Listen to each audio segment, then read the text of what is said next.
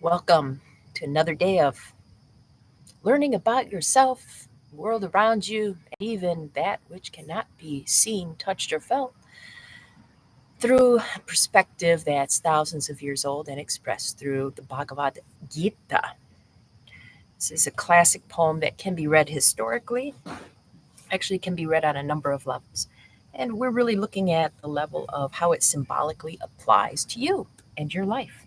Even though it's thousands of years old, it can still have wise words for us. So, a couple of days ago, and we've been doing this practice, for 280 some days. Oh, before I get into that, I've had a couple people mention that whenever I say something about in the links, you can find more information. If on my computer and on my phone, if I look right below this video, there's a box, and on my computer it's gray, and it starts off with some stuff, and then it says more, and you can click on that. And every morning I keep track of, what the weather's like, since I'm out here in the same t-shirt, pants, and barefoot.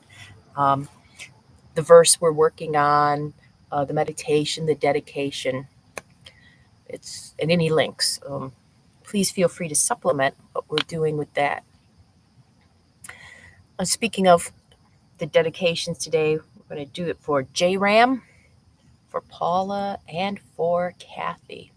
And the link today is actually, we're coming up on the new moon on Wednesday, and then right after that starts Navratri, which is a program called 9 Nights. And in some ways, it's a celebration of the rising light, and in fact, the victory of light over darkness, which really relates to the Bhagavad Gita and its source book, the Mahabharata, which is about a juncture in time.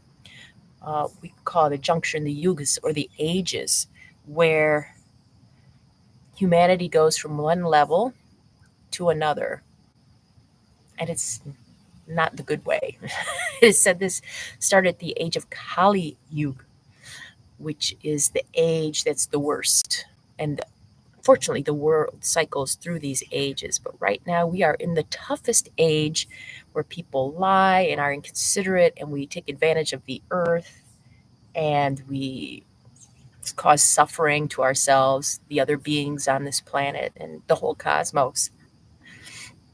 But the good news is if we are embodied in this area, it's said that we have the advantage, because it's kind of like if you're training for a marathon, for example, and you go up to altitude where it's harder to breathe because you need more red blood cells, that your training actually has more effect when you come back down to sea level and run in whatever race. It's said to be the same thing here. Um, we really get extra benefit out of being in this age and making any effort to improve ourselves or the world around us, any effort at all. And that's what the hero of the Bhagavad Gita is trying to do. He's trying to improve not only himself, but the world. And in this particular chapter we're looking at, he is trying to improve his relationship with someone he's known a long, long time, his cousin and best friend, Krishna, who also happens to be a spiritual advisor. And he is realizing that despite knowing this being for years and years and years, he really doesn't know him at all. And this can be a guide for each of us. Not just not knowing other people around us, although we can find that out and figure that out. But it's really about not knowing ourselves. Arjun doesn't know what to do with his life right now because he doesn't know who he is. And many of us don't understand fully who we are either. In this chapter, chapter 10, Krishna is trying to remind us of who we are by talking about who he, Krishna representing our deepest nature, what that is. So a couple days ago in these videos, I mentioned that Krishna had said that he was the beginning, the middle, and the end of everything. That's a heck of a lot to digest.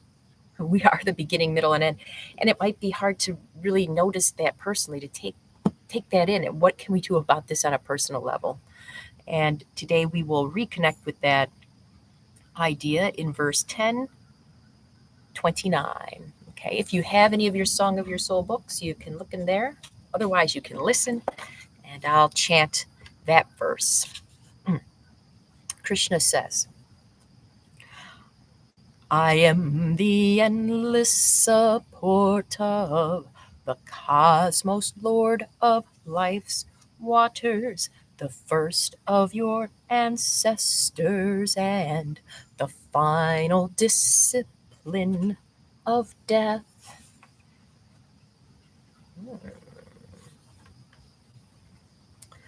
So, a translation note, this is a little bit, I don't want to say watered down, but adjusted for Westerners who might have no idea what some of the original Sanskrit terms mean. So I'll chant in case you don't have the book with the two translations in it, the more literal translations, and see if those of you who know may get something more out of this. Of Nagas I am Ananta, of sea creatures Lord Varuna, of Pitris I am Aryaman, and of restrainers Lord Yama.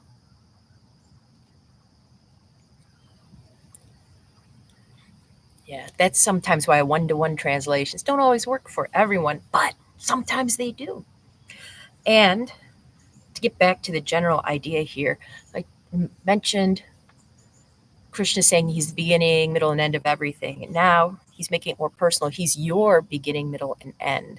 So he's not only this abstract, like everything around me that it's hard to connect to, but your personal beginning and end, the first of your ancestors. And a few days ago, I was talking about your ancestors live within you. That was a concept I always was challenged to grasp. And then I did realize that everything in this body came from an ancestor, not just a human one, but animal ones, even the stars blowing up and sending the necessary elements our way to form a body. And the final discipline of death, I use that translation because the word yama, uh, that's the name of death, Lord Yama. But Yama is also found in the Yoga Sutras of Patanjali as 5 codes of developing a more positive relationship with the world around you. And people look at them as commandments, but one way to really look at them is discipline. That's one of the interpretations you can make, one of the nuanced interpretations you can make of Yama. The final discipline of death. That's an interesting whole concept to perhaps consider in the future, but today's focus is today, can you feel your ancestors within you? Maybe not even physically, but do you ever find yourself saying what they said, even though you said, I will never say that? They said that, oh my God, and then you're spitting it out. But also this idea of death. We sometimes see it as bad, but when I was in India, one of the things I was told is that if you were childless, then a lot of your karmas died with you and you didn't pass them on, and it was actually kind of a good thing.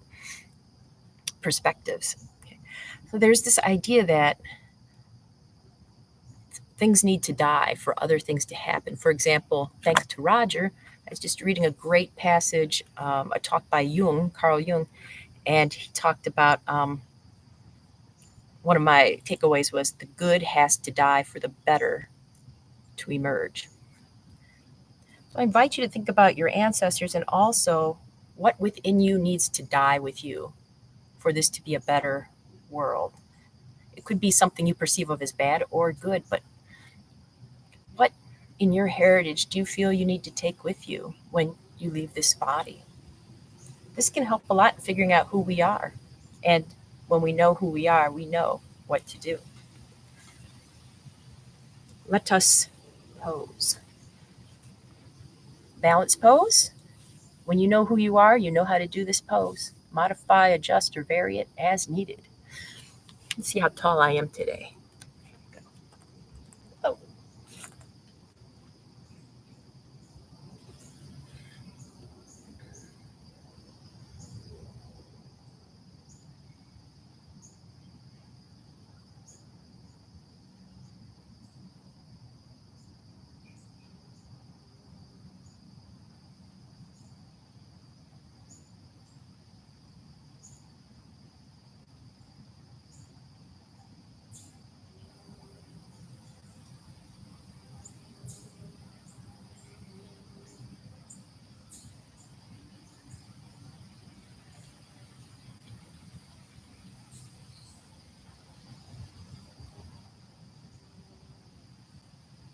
Switch sides.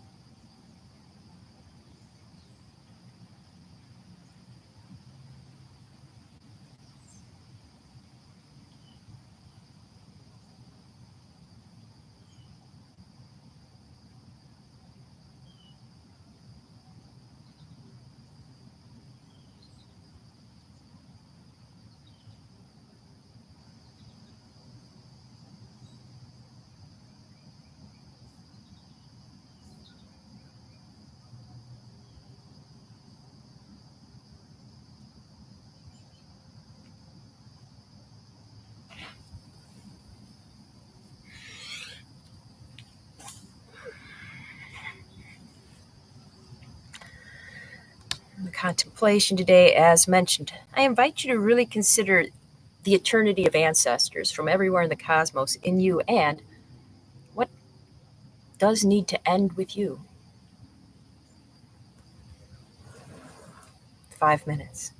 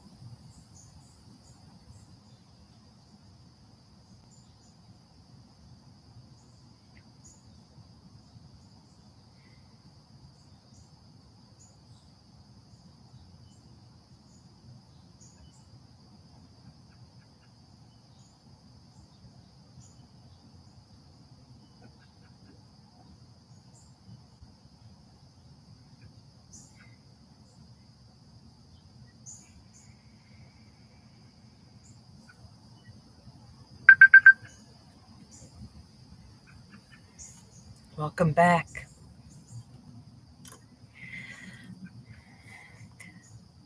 One of the things that really popped up for me is that in the not too far past, my ancestors were slaves. And here I am, someone seeking freedom on a variety of levels. For me, that's something that through discipline I have to address, and hopefully it does die with me even before the physical body. This idea of being enslaved and the behaviors and thought patterns that creates.